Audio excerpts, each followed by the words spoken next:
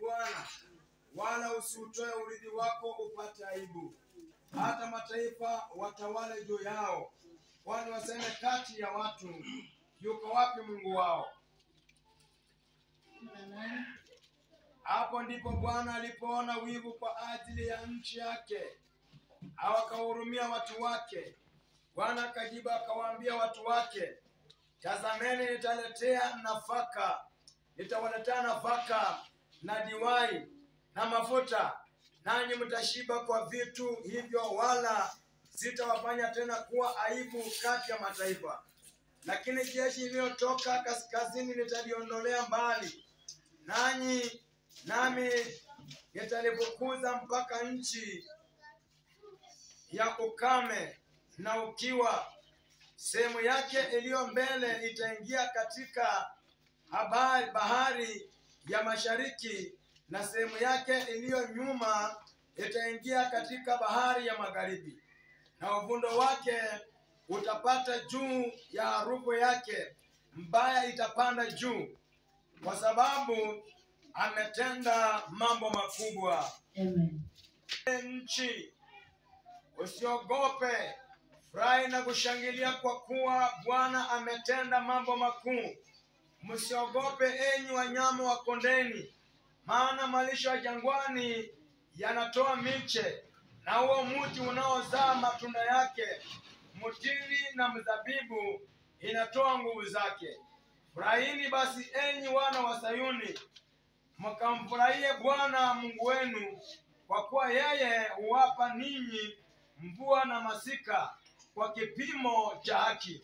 Naye huonyeshea mvua ya masika, huonyeshea mvua ya mashika, na mvua ya vuli kama kwanza. Na sakafu za kupepetea zitajaa ngano, na mashinikizo yatafurika kwa divai na mafuta. Amen. Nabii Yoeli, Bwana asifiwe. Lilikuwa ni neno la tumaini kwa taifa la Israeli, kwa sababu walikuwa wamepitia changamoto ya maisha, walikuwa wamepitia magumu ambayo walifika mahali wakawa wanakata tamaa. Bwana asifiwe sana.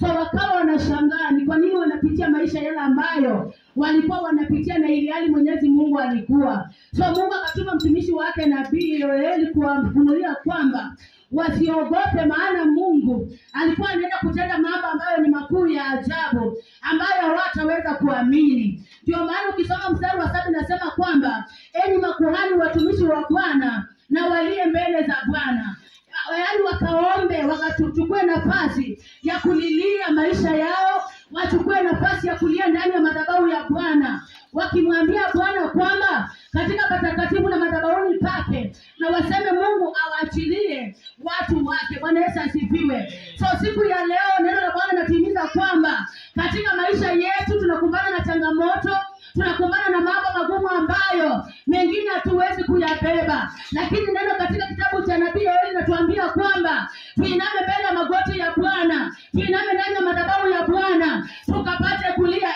sisi ambao ni watumishi wa Mungu, tukamwambie Bwana asimame upande wetu, atushike mkono. Bwana Yesu asifiwe. Ni kipindi cha uombezi, sio kipindi cha kusononeka. Ni kipindi cha kuinama mbele za Bwana, sio kipindi cha kuhuzunika, maana kila jambo lina mapenzi ya Mwenyezi Mungu. Bwana Yesu asifiwe. So tusiiname chini, maana Bwana yuko upande wetu. Bwana Yesu asifiwe. Na neno linatuambia kwamba ni wakati wa kuomba. Haleluya. Ni wakati wa kwenda mbele za Bwana tukimlilia Mungu kwa yake. Bwana Yesu asifiwe. Ukisoma pale chini ukiendelea na Bwana anasema kwamba na waseme uachilie watu wako. Yaani tumlilie Bwana, tumwambie kwamba aachilie watu wake. Bwana Yesu asifiwe. Maana tumekaa katika vifungo. Haleluya. Maadui wamekaa katika anga yetu. Wengine wamekalia baraka zetu, wengine wamekalia maono yetu, wengine wamekalia uzao wetu, wengine wamekalia hata urithi wetu. Bwana Yesu asifiwe. So ni kipindi cha kwenda mbele za Bwana kumwambia Mwenyezi Mungu kwamba tuko mbele zake na katika imani kwamba aachilie maisha yetu tuwe huru. Bwana Yesu asifiwe. Sio kipindi cha kutuhurumia, sio kipindi cha kulaumiana, sio kipindi cha kulaumu Mwenyezi Mungu, lakini ni kipindi cha kuinama mbele za Bwana tukimwambia kwamba Mungu yeye anaweza kila jambo, na katika yeye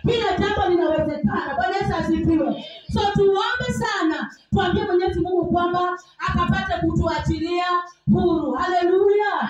Waliokalia maisha yetu, Mungu awaondoe. Wale wamekalia anga yetu ya baraka, Mungu awang'oe. Wale wanasababisha uharibifu, Mungu awang'oe. Wale ambao wanatuwekea mipaka, Mungu awang'oe. Wale ambao wanatuwekea vizuizi, Mungu awaondoe. Haleluya.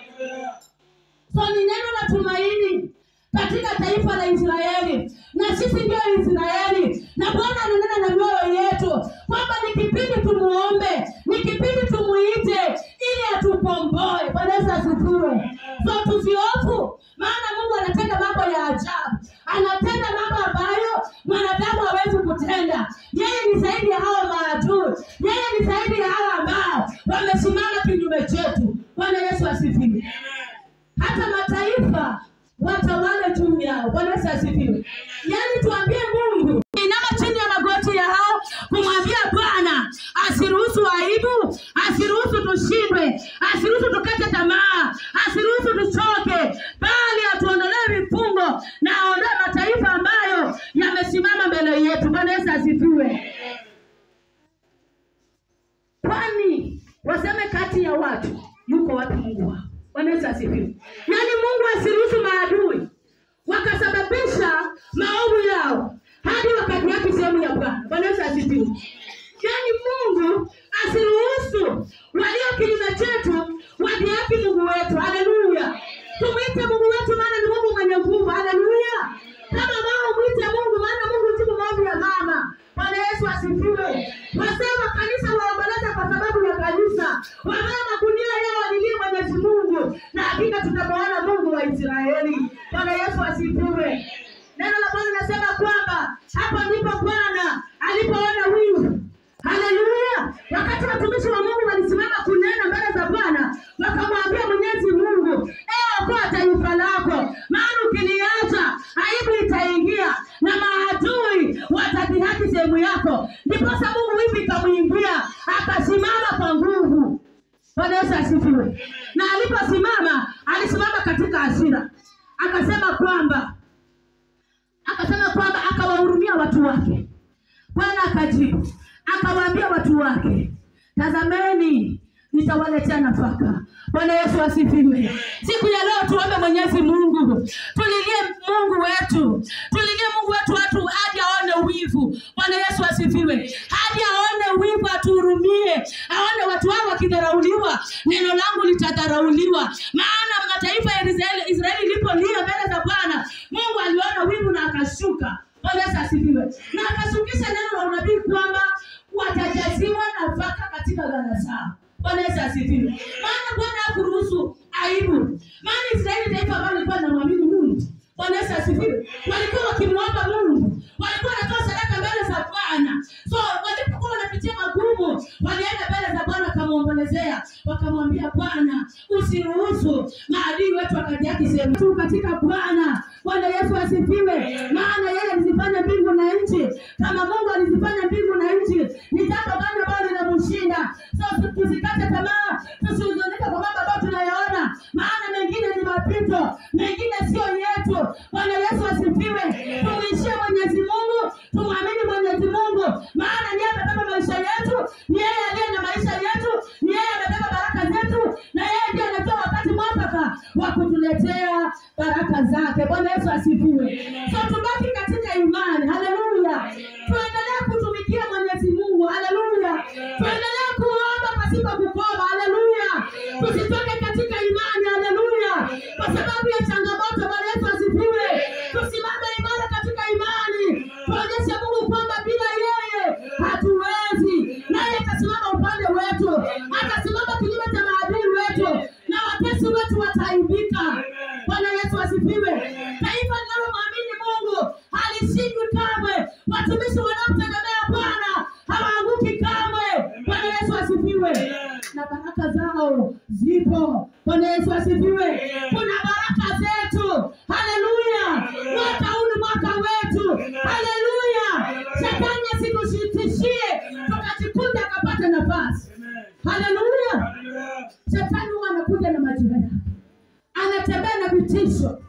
Anatisha watumishi wa Mungu. Kwa sababu ameona mambo makubwa ya ajabu